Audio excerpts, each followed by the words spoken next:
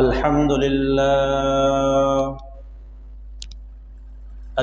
لله نحمده ونستعينه ونستغفره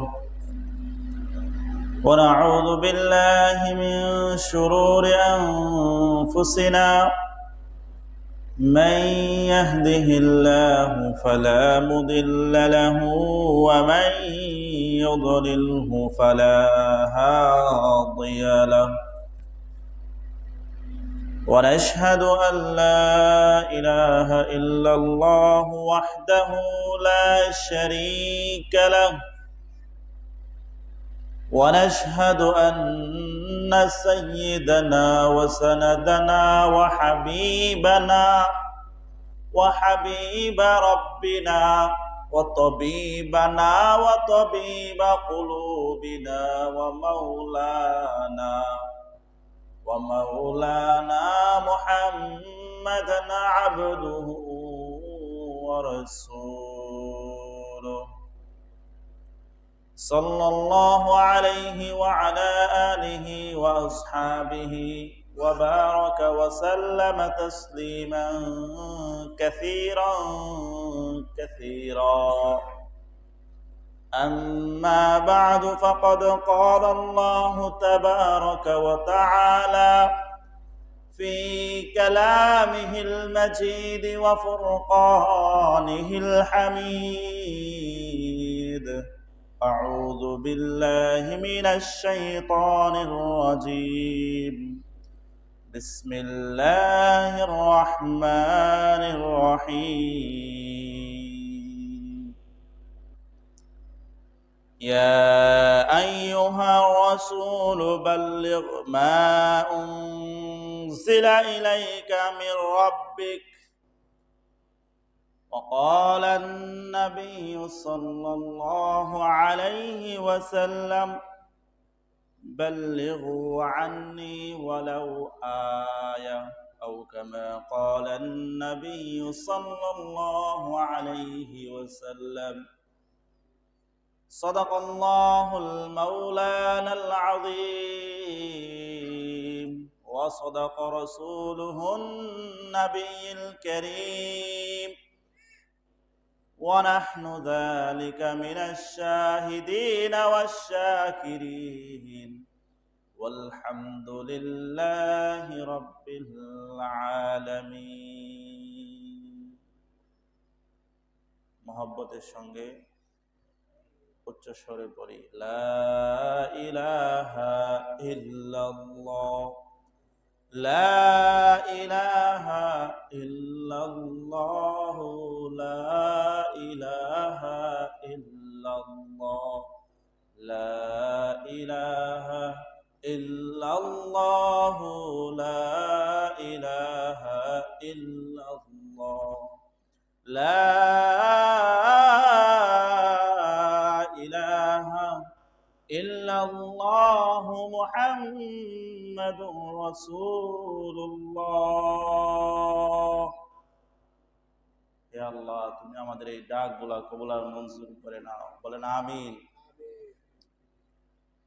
সবার ওই প্রশংসা আল্লাহ তাআলা, যিনি আমাদেরকে যাচাই করে বাছাই করে আল্লাহর ঘর মসজিদে এসে জুমার নামাজ আদায় করার লক্ষ্যে দিনী কিছু কথাবার্তা বলা এবং শোনার মতো তৌফিক দান করেছেন। এই জন্য শুকরিয়া আদায় করি আলহামদুলিল্লাহ। মুহতারাম মুআজ্জাজ হাজরিন, আলোচনা চলছিল যুদ্ধের অংশ, গজওয়া। এই আলোচনা ধারাবাহিকভাবে চলতে থাকবে ইনশাআল্লাহ। আর সময়ে সময়ে কোনো বিষয় মাঝখান দিয়ে আসলে আমরা ওই বিষয়টা নিয়ে আলোচনা করব, সমসাময়িক বিষয় ইনশাআল্লাহ। মা তাওফীক ইল্লা বিল্লাহ। তো আপনারা জানেন বর্তমান সময়ে টঙ্গীর ময়দানে তুরাগ নদীর পারে বিশ্ব ইজতেমা অনুষ্ঠিত হচ্ছে, চলছে। বিভিন্ন মানুষের গ্রামগঞ্জে মেহনতের ফসল বিশ্ব ইজতেমা। দিন প্রিয় মানুষ, ইসলাম প্রিয় মানুষ, হৃদয়ে ব্যথা যাদের আছে, উম্মতের ফিকির যাদের আছে, যারা চায় আমরা ভাই ভাই পরস্পরের মধ্যে ভ্রাতৃত্ববোধ থাকুক এই দুনিয়াতে এবং আখেরাতে, এই দিনের ফিকির নিয়ে বিশ্বব্যাপী যারা কাজ করছে, তারা এখন সকলেই একত্রিত হয়েছে টঙ্গীর ময়দানে, যেটাকে আমরা বিশ্ব ইজতিমা বলি। বিশ্ব ইজতিমা কেন বলা হয়? যেহেতু সকল বিশ্ব থেকে, প্রত্যেক দেশ থেকে বাংলাদেশে এই ইজতিমায় অংশগ্রহণ করার জন্য সকলে একত্রিত হয়, এই জন্য একটা বিশ্ব ইজতিমা বলে। ইজতিমা মানে জামায়াত হওয়া, একত্রিত হওয়া। অর্থাৎ শুক্রবারে আমরা মসজিদে একত্রিত হই, এটা একটা ইজতিমা। আর এটা যেহেতু সকল দেশের মানুষ অংশগ্রহণ করে, একত্রিত হয়, এই জন্য এটাকে বলা হয় ইজতিমা। মুহতারাম হাজরিন, এই ইজতিমার লক্ষ্য উদ্দেশ্য কি? কেনই বা সংগঠিত হয় ইজতিমা? দিনের কাজকে এই বিশ্ববাসীর কাছে পৌঁছে দেওয়ার জন্য এই ইজতিমা সাধারণত হয়ে থাকে। যারা তাবলীগ করেন এবং তাবলীগ ছাড়াও ধর্মপ্রাণ মুসলমান এর মধ্যে অংশগ্রহণ করে। কেন? এই আয়োজনের পর, কিছু আলোচনার পর মানুষের হৃদয় যখন নরম হবে, তখন তাদেরকে বুঝিয়ে শুনিয়ে আল্লাহর রাস্তায় বের করা যায় কিনা, জীবনে অনেক সময় অতিবাহিত করার পরেও 1 মাস 2 মাস 3 মাস আল্লাহর রাস্তায় দেওয়া যায় কিনা, 1 বছর যেটাকে সাল বলে, এই সময়গুলা বের করা হয় ওই ইজতিমার মধ্য থেকেই। প্রত্যেক পর্বই হাজার হাজার মানুষ ওই তাবলীগে বের হবে আল্লাহর দিনকে আল্লাহর জমিনে বিস্তার করে দেওয়ার জন্য। তাবলীগ কি? তাবলীগ কি আসলেই ছিল আদৌ, নাকি বর্তমান সময়ে হুজুররা কোত্থেকে ধরে নিয়ে আসছে? বিষয়টা কি এমন, নাকি আগে থেকে ছিল? তাবলীগ মানে আমরা বর্তমান প্রচলিত যে তাবলীগ চলতেছে, অর্থাৎ দল বেঁধে মসজিদে আসবে, ভিতরে তালিম করবে, বাহিরে দাওয়াত দিবে, এটাকেই তাবলীগের মধ্যে আমরা সীমাবদ্ধ রেখেছি। তাবলীগ মানে পৌঁছে দেওয়া। কি পৌঁছে দেওয়া? দ্বীনের দাওয়াত পৌঁছে দেওয়া। তাবলীগ অনেক মাধ্যমে হতে পারে, অনেক রকম হতে পারে।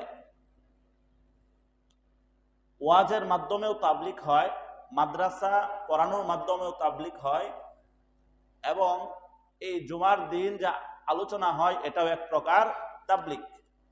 কিংবা আপনি ব্যক্তিগতভাবে কাউকে দ্বীনের কথা বললেন, আপনি তাবলীগের কাজ করলেন, এটাকে হচ্ছে তাবলীগ। আল্লাহর কোরআন, রাসূলের হাদিস মানুষের কাছে পৌঁছে দেওয়া, দ্বীনের কথাগুলা বলা, তাদের হৃদয়ে আখিরাতের ভয় ঢোকানো, জান্নাতের আশা দেওয়া, এই কাজগুলা করাকে বলা হয় তাবলীগ।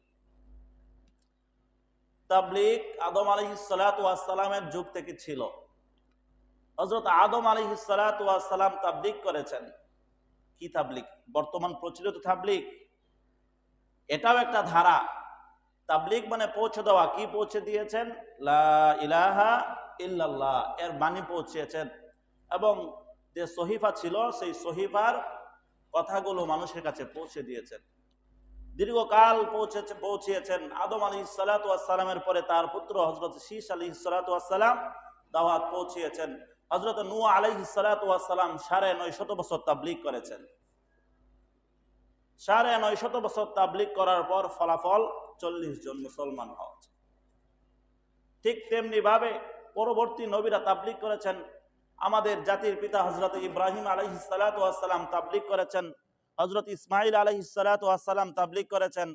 সকল মুসলমানকে দ্বীনের কথাগুলা বলেছেন এবং তাদেরকে জানিয়েছেন যে তোমাদের কাছে পৌঁছালাম লা ইলাহা ইল্লাল্লাহ, ইব্রাহিম খলিলুল্লাহ, মুসা কালিমুল্লাহ, মুহাম্মাদুর রাসূলুল্লাহ। এভাবে তাবলীগ ছিল যুগে যুগে। তাবলীগী আলোচনা নতুন কিছু নয়। হযরত মুসা আলাইহিস সালাতু ওয়াস সালামের জমানা থেকে তাবলীগ ছিল। হযরতে ঈসা আলাইহিস সালাতু ওয়াস সালাম তাবলীগ করেছেন। আমাদের নবী সাল্লাল্লাহু আলাইহি ওয়াসাল্লাম স্বয়ং তাবলীগ করেছেন। কেন করেছেন? নিজের পক্ষ থেকে করেছেন নাকি আল্লাহর নির্দেশে? আল্লাহর নির্দেশে। আল্লাহ রাব্বুল আলামিন রাসূলকে নির্দেশ করে বলেন, ইয়া আইয়ুহার রাসূল বাল্লিগ মা উনজিলা ইলাইকা মির রাব্বিক, যে হে রাসূল, হে নবী, আপনার নিকট যে গ্রন্থ প্রেরণ করা হয়েছে, নাজিল করা হয়েছে, তার প্রচার প্রসার করুন, তাবলীগ করুন, মানুষের কাছে পৌঁছে দেন এই কথাগুলা। এই তাবলীগ ছিল রাসূলের পক্ষ থেকে। রাসূল এই আদেশ পাওয়ার পর বসে থাকে নাই, তাবলীগ করেছেন। এই দাওয়াত দিতে গিয়ে রাসূলকে শুনতে হয়েছে, পাগলের উপাধি পেতে হয়েছে, রাসূলকে রাসূলের গায়ে হাত পর্যন্ত উঠানো হয়েছে এই তাবলীগ করার কারণেই। রাসূলের গায়ে থেকে রক্ত ঝরিয়েছে, রাসূল তায়েফের ময়দানে গিয়েছেন তাবলীগ করতে। তো তাবলীগের এই প্রচার প্রসার রাসূল সাল্লাল্লাহু আলাইহি সাল্লাম ব্যাপকভাবে করেছেন, ওনার পুরা জিন্দেগিতে তাবলীগ করেছেন। মক্কা থেকে শুরু করে এই তাবলীগের কারণে মক্কায় থাকতে পারে নাই, দীর্ঘ আলোচনা শুনেছেন। মদিনায় হিজরত করেছেন, মদিনায় গিয়েও তাবলীগের প্রচার প্রসার করেছেন, মানুষের কাছে পৌঁছে দিয়েছেন। এবং আল্লাহর পক্ষ থেকে তার নবী তাবলীগের কথা শোনার পর আল্লাহর নবীও তার উম্মতদেরকে তাবলীগের কথা বলেছেন। নবী বলেন, বাল্লিগু আন্নি ওয়ালাউ আয়া, আমার পক্ষ হতে একটি বাণী হইলেও তোমরা পৌঁছায়া দাও। যে আমার পক্ষ থেকে একটি বাণী, একটি শব্দ, একটা কালিমা, একটা আয়াত, একটা হাদিস, একটা কালিমার শিক্ষা, যে কোনো একটা তোমরা আমার পক্ষ থেকে যদি পাও তাহলে এটা পৌঁছায় দাও। এটা কি? তাবলীগ। রাসূল নির্দেশ করেন তোমরা তাবলীগ করো, পৌঁছাতে থাকো মানুষের কাছে। শুধু এই পর্যন্তই নয়, রাসূলের জীবনের সর্বশেষ ভাষণ, বিদায় হজের ভাষণে রাসূল সাল্লাল্লাহু আলাইহি ওয়াসাল্লাম বলেছিলেন, ১৬ লক্ষ সাহাবীদেরকে সামনে নিয়ে আরাফার ময়দানে, ফালইউবাল্লিগ শাহিদুল গায়ব, যে আমি কি তোমাদের কাছে পরিপূর্ণ তাবলীগ করতে পেরেছি, তোমাদের কাছে পৌঁছাতে পেরেছি?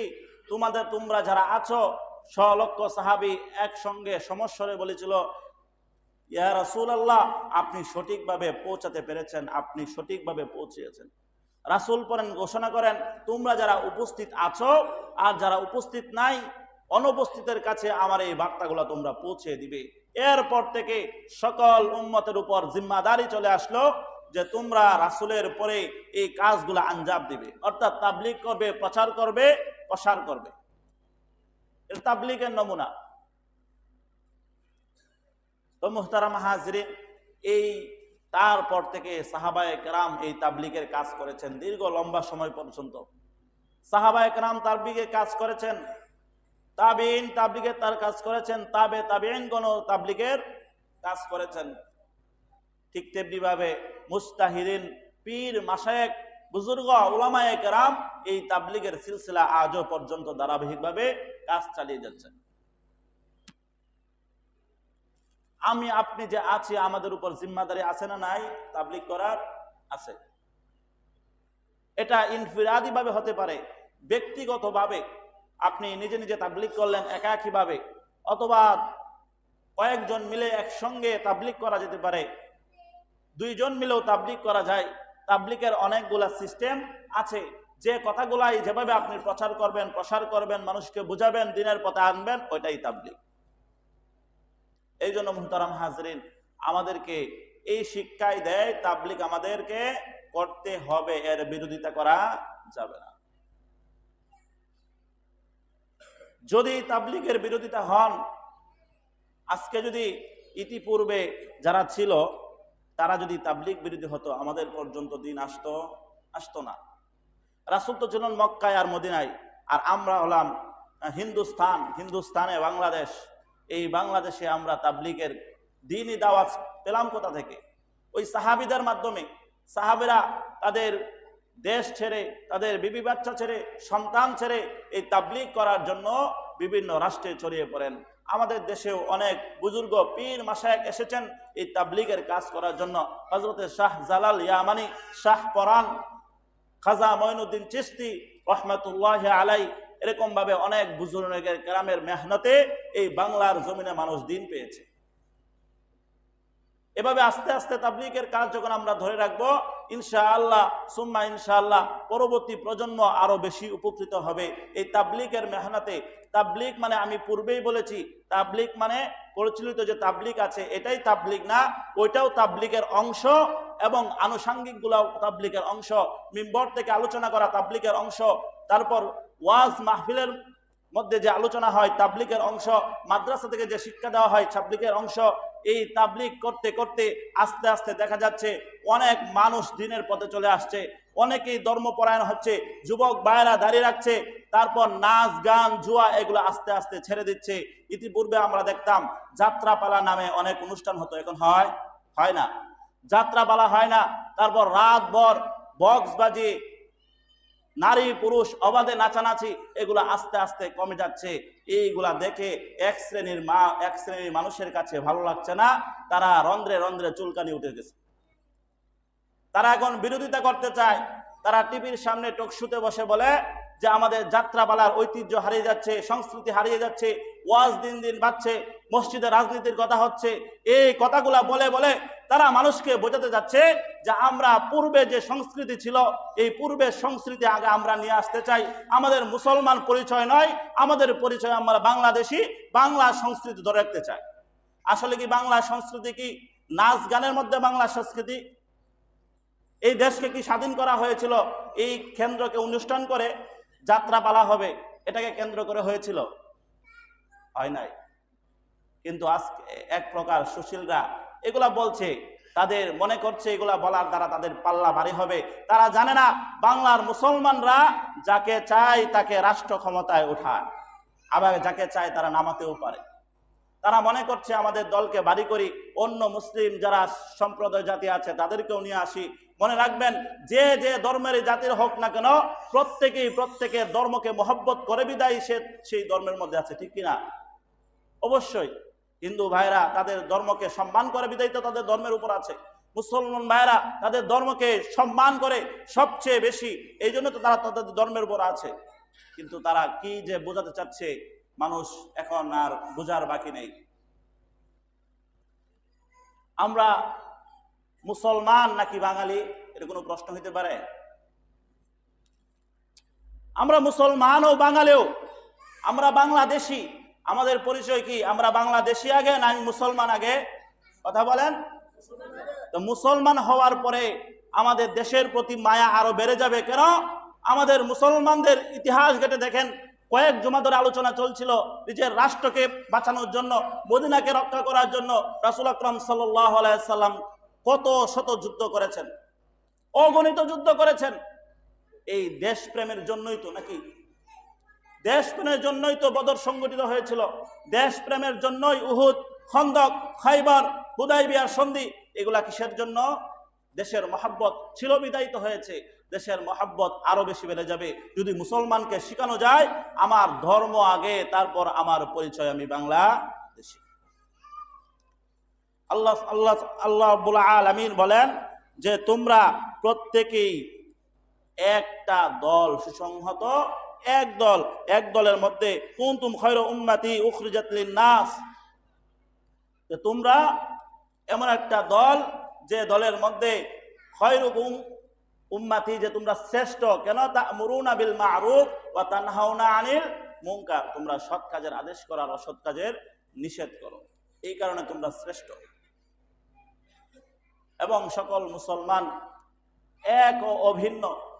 আমাদের দেশ ভিন্ন হতে পারে, আমাদের অঞ্চল ভিন্ন হতে পারে, সব কিছু শেষে আমরা মুসলমানরা এক ও ভিন্ন।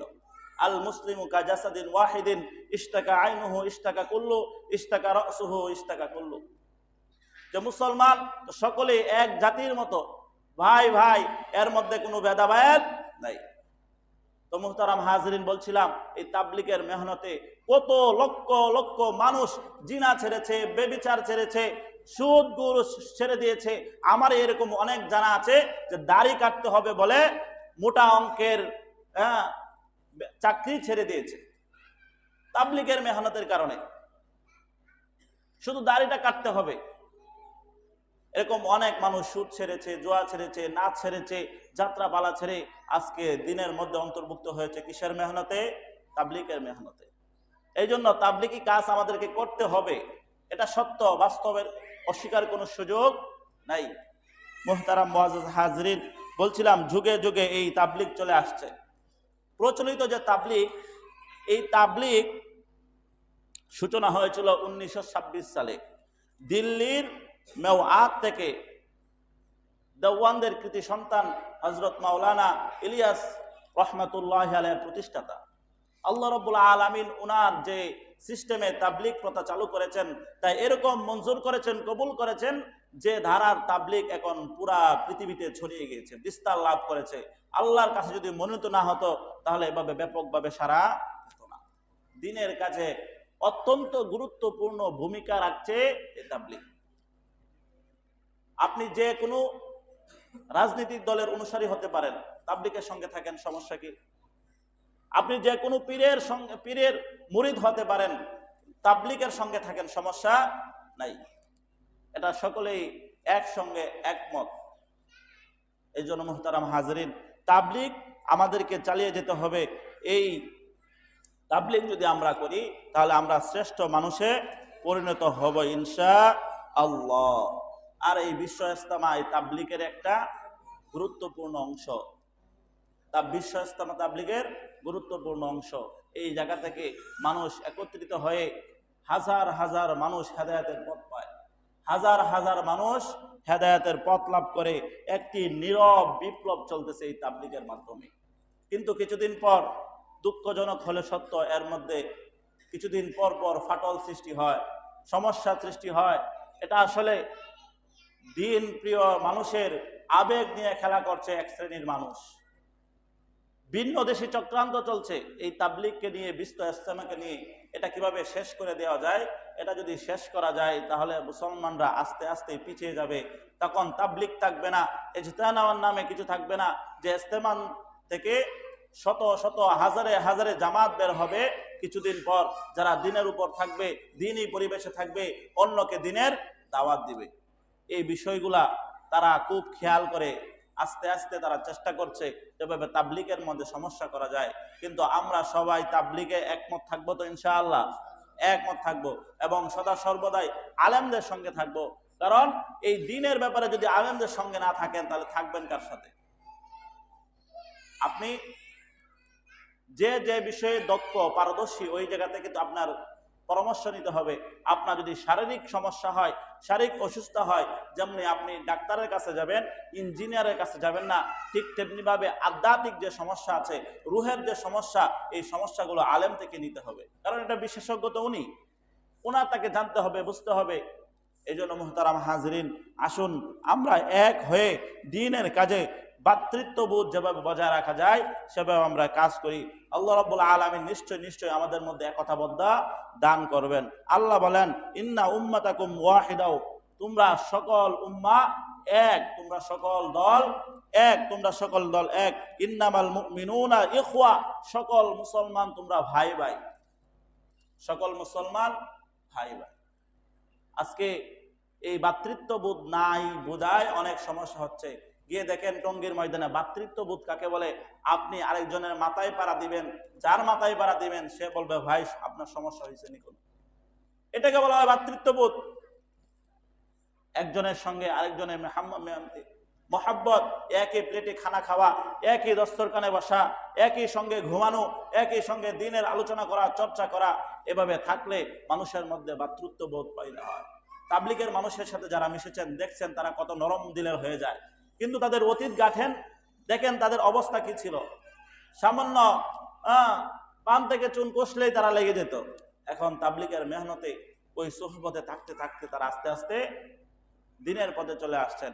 এই জন্য মুহতারাম হাজরিন, আমাদের সকলের উচিত তাবলিগের সঙ্গে থাকবো তো ইনশাআল্লাহ? ইনশাআল্লাহ। আর আখেরে মুনাজাত, এই আখেরে মুনাজাতে যারা পারে অংশগ্রহণ করব। অনেকে বলে যে একসঙ্গে সম্মিলিত এভাবে মুনাজাত করা ঠিক না। না, রাসূলের হাদিস থেকে, অনেক হাদিস থেকে প্রমাণ পাওয়া যায় যে তোমরা সম্মিলিত একসঙ্গে মুনাজাত করো। রাসূল সাল্লাল্লাহু আলাইহি সাল্লাম এক হাদিসে বলেন, যখন সকলে একসঙ্গে আমিন বলে আর তাদের আমিন ফেরেশতাদের আমিনের সঙ্গে মিলে যায়, আল্লাহ রাব্বুল আলামিন তাদেরকে মাফ করে দেন, কবুল করে নেন দোয়াগুলা। এই জন্য এটারও একটা কার্যকর আছে। আপনি একা দোয়া করা এটাই এক জিনিস, কারো কাছে যখন একা চাইবেন তার গুরুত্ব কম থাকবে, 10 জনে চাইলে গুরুত্ব বেশি হবে, লাখ মানুষ চাইলে গুরুত্ব বেশি হবে, 20 লাখ মানুষ একসঙ্গে একজনের কাছে চাইলে দুনিয়ার হাইসিয়ত বলছি, গুরুত্ব বাড়বে না কমবে? গুরুত্ব বাড়বে। ঠিক তেমনি ভাবে যখন 40 লক্ষ 50 লক্ষ মানুষ, 1 কোটি মানুষ একসঙ্গে আল্লাহর কাছে চাইবে, হাওমাও করে কান্না করবে, আল্লাহ দিতে বাধ্য, আল্লাহ দিবেন। আল্লাহ তো বলেন উদউনি আস্তাজিব লাকুম, তোমরা আমার কাছে দোয়া করো আমি তোমাদের ডাকে সাড়া দেব। কত চমৎকার একটা দৃশ্য, লক্ষ লক্ষ মানুষ কান্না করতেছে একসঙ্গে আল্লাহর কাছে চাইছে, এর থেকে সুন্দর দৃশ্য আর হতে পারে? এই জন্য এটার মধ্যে অংশগ্রহণ করা চাই, এর বিরোধিতা না করি। অংশগ্রহণ করতে না পারলেও এর বিরোধিতা করার প্রয়োজন নেই, এটা একটা ভালো কাজ। মুহতারাম মুআজ্জাজ হাজিরিন, আলোচনা তাবলীগ বিষয়ের উপর আজকে হয়েছে। ইনশাআল্লাহ পরবর্তীতে আবার আমরা আলোচনা আগের ধাঁচে চলে যাব, অর্থাৎ যুদ্ধ বিগ্রহ চলছিল সেই আলোচনা করব। আরেকটা ঘটনা দুঃখজনক, আমি গত শনিবারে শুনলাম আপনাদের মসজিদের আইপিএসটা চুরি হয়ে গেছে। ফোনও দিয়েছিলাম আলামিন ভাইকে, ওনাকেও মনে রিসিভ হয় নাই। তো এটা আসলে অনেক দুঃখজনক ব্যাপার।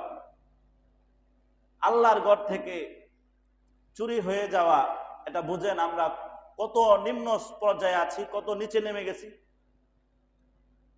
আমরা মানুষ হিসেবে নিজেকে পরিচয় দেই, কিন্তু কাজ তো চতুষ্পদ জন্তু থেকে আরো বেশি খারাপ, নিকৃষ্ট। আরে এই ব্যাটারি কয় টাকা দাম, কয় টাকা পাইবো বেচা, কোন সংসার চলবো? ভালো একটা শাড়িও কিনতে পারবো না এই ব্যাটারি বেচা। বর্তমানে একটা শাড়ি কিনতে গেলে 20-25 হাজার টাকার প্রয়োজন হয়, বিয়ের শাড়ি যারা কিনেন, একটা শাড়িও কিনতে পারবো না, 1 মাস বিড়িও খাইতে পারবো না যে এই ব্যাটারি নিয়েছে। কিন্তু কাজ তো আল্লাহর ঘর থেকে চুরি করে নিয়ে গেছে। মানুষ 1 টাকা দেয়, সামর্থ্য অনুযায়ী 2 টাকা দেয়, 5 টাকা দেয়, এভাবে শরিক হয় আল্লাহর ঘরে দিয়ে। আর ওই নাখান্দা আল্লাহর ঘর থেকে এই ব্যাটারি চুরি করে নিয়ে গেল, তাকে কি মানুষ বলবেন?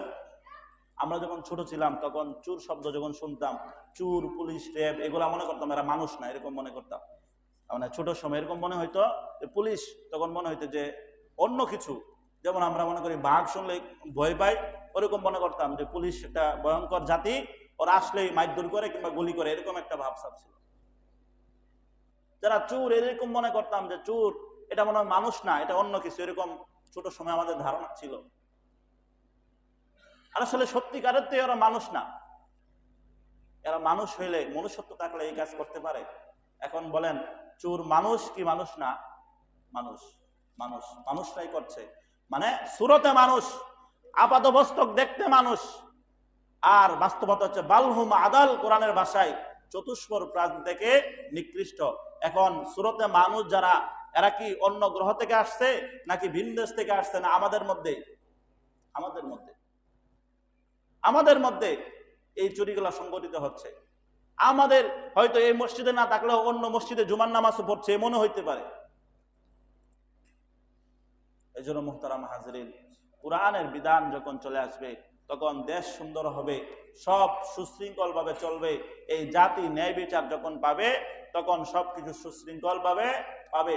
আজকে যদি একটা চোরকে ধরা হতো, ধরে আজকে ইজতেমার মাঠে একেবারে সবার সামনে মাঝখানে যদি তার হাতটা কাটা হতো এবং সকল মিডিয়া একসঙ্গে তার লাইভ সম্প্রসারণ করত, দেখতেন এরকম বেশি লাগতো না। 8-10টা চোরের হাত কাটলে আস্তে আস্তে শেষ হয়ে যাবে। এই চোরের বংশ আর খুঁজে পাওয়া যাবে না। সৌদি আরবে এখনো বিধান আছে, নিয়ম কারণ আছে, কার্যকরী কম হলেও নিয়ম আছে। মাঝে মাঝে তারা এই কার্যক্রম করে, হাত কাটে। দেখবেন আমাদের বাংলাদেশ থেকে তুলনায় অনেক তুলনামূলক চুরি ডাকাতি কম। এগুলো না, এগুলো বুঝে না বেশি। এখন কিছু কিছু শিখতেছে, ওই বিভিন্ন দেশ থেকে মানুষ গিয়ে তাদেরকে এইভাবে শিখায় বলতেছে চুরিদারি। বাংলাদেশের মানুষ, ইন্ডিয়া, পাকিস্তান সব তো এখন সৌদি আরব গিয়ে ভিড় করছে।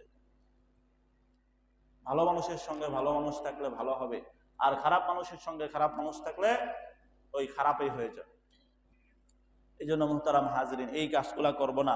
আল্লাহ রাব্বুল আলামিন বলেন ওয়াসারিকু ওয়াসারিকাতু ফাকতউ আইদিয়াহুমা, চোর এবং চোরনির হাত তোমরা কেটে দাও। কেন? এটা তাদের প্রাপ্য, এটা বিমা কাসাবাত আইদিন নাস, মানুষ যে কিছু হাতে কামাই করে সে সেগুলা পায়। আর আমরা বলবেন আমাদের বলে লাভ কি, আমরা তো চুরি ডাকাতি করি না। আপনারাও চুরি ডাকাতি করেন, চুরি করেন কিন্তু চুরি মনেই করেন না। এটা বড় জিনিস, ব্যাটারি জিনিস চুরি মনে হইলো, আর একজনের ক্ষেত থেকে একটা আগ ভেঙে খেয়ে লাইলেন, এটা চুরি হইলো না, ওটাও চুরি, চুরির মধ্যে সামিল। চুরির যে গুনাহ আপনি পেয়ে যাবেন। চুরির শাস্তি, দুনিয়ার শাস্তিটা হয়তো পাবেন না, কারণ ওই শাস্তিটা পাইতে গেলে একটা অঙ্কের নির্দিষ্ট একটা অঙ্ক আছে, ওই অঙ্ক পরিমাণ হতে হয়, তারপর হাত কাটা লাগে। একজনের জুতা চুরি করলে তারকে হাত কাটা হবে না, কারণ এটা মূল্য কম, নির্দিষ্ট একটা মূল্য আছে, ওই মূল্য বেশি হতে হবে। আবার জুতা যদি দামি হয় তাহলে আবার হাত কাটা হবে। এখন ঠিক তেমনি ভাবে একজনের ক্ষেত দিয়ে, ক্ষেতের পাশ দিয়ে হাইটা দিতেছি, একটা শশা নিয়ে খাই নিলাম, এটা চুরি শামিল। একজনের বড়ই গাছের ডিল দিয়া বড়ই পাইতে খাই নিলাম, এটা চুরি। ভাইয়ের পকেট থেকে না বললা 10 টাকা রেখে দিলাম, এটাও চুরি। পিতার পকেট থেকে না বললা কিছু নিলাম, এটাও চুরি। চুরির মধ্যেই শামিল, চুরির গুনাহ আপনার মধ্যে চলে আসবে। এই জন্য মুহতারাম হাজিরিন, ছোট ছোট চুরি থেকে আমাদেরকে বিরত থাকতে হবে। এগুলা দেখতেছেন ছোট জিনিস, একটা চুরির গুনাহ, একটা শশা খাওয়ার প্রতিদান আপনার আখিরাতে সারা জীবন দিতে পারবেন? পারবেন না। আপনার সমস্ত সওয়াব দিলেও হবে না, কারণ এই গুনাহটা তো আল্লাহ মাফ করবে না। আপনি নামাজ পড়েন নাই, আল্লাহর কাছে মাফ চাইছেন, আল্লাহ মাফ করে দেবে। আপনি রোজা রাখেন নাই, আল্লাহর কাছে মাফ চাইছেন, আল্লাহ মাফ করে দেবে। কারণ আল্লাহ বলেন আসওমু লি ওয়া আনা আজজিবি, রোজাটা আমার জন্য, এর প্রতিদিন আমি দেব। তা আল্লাহর হক যেটা, হকুল্লাহ হকুল ইবাদ, হকুল্লাহ আল্লাহ মাফ করে দিবেন, কিন্তু হকুল ইবাদ আল্লাহ রাব্বুল আলামিন মাফ করবেন না। আমার মাঝে মাঝে মনে হয় চোরেরা সবচেয়ে পরে জান্নাতে যাবে, এরকম মনে হয় যদি যায়। কেন? আল্লাহ তো বলছেন যে আল্লাহর এটা মাফ করে দিবে আর বান্দারটা মাফ করবে না। তো আল্লাহর কাম যে না করাই, চুরি করে নাই, আল্লাহর কাম করে নাই, আল্লাহর কাছে মাফ চাইছে, জান্নাত পাইলে সহজ। আর আপনি মানুষ হয়ে দুনিয়াতেই একজনকে মাফ করতে চান না, আর আখিরাতে মাফ করে দিবেন, এত সোজা? ওই ব্যক্তিগুলো আটকা থাকবে, আটকা পড়ে থাকবে। সামান্য জিনিস চুরি করার কারণে দেখা যাবে তাদেরকে জান্নাতের গেট আটকে দেওয়া হবে, ওই আরেকজনের প্রাপ্য দিয়ে তারপর যেতে হবে। ওই জায়গায় তো টাকা পয়সা নাই যে টাকা পয়সা দিয়ে পার পাবেন, ওই জায়গায় নেক দিয়ে যেতে হবে। এখন আমার আপনার নেকের অবস্থাই তো নগণ্য, একদম কম, ওই জায়গাতে দিবেন কি আর রাখবেন কি? আর তখন তো আপনাকে এই বলা হবে না যে অর্ধেক দাও, অর্ধেক রেখে দাও, দাবি করবো তোমার সব দিয়ে দাও আমারে। এই জন্য মুহতারাম হাজিরিন, চুরি থেকে আমাদেরকে বিরত থাকতে হবে। আল্লাহ রাব্বুল আলামিন আমাদেরকে এই চুরি থেকে হেফাজত করুক এবং দ্বীনের উপর থেকে, তাবলীগের উপর মেহনত করার তৌফিক দান করুক। ওয়া আখিরু দাওয়ানা আনিল হামদুলিল্লাহ।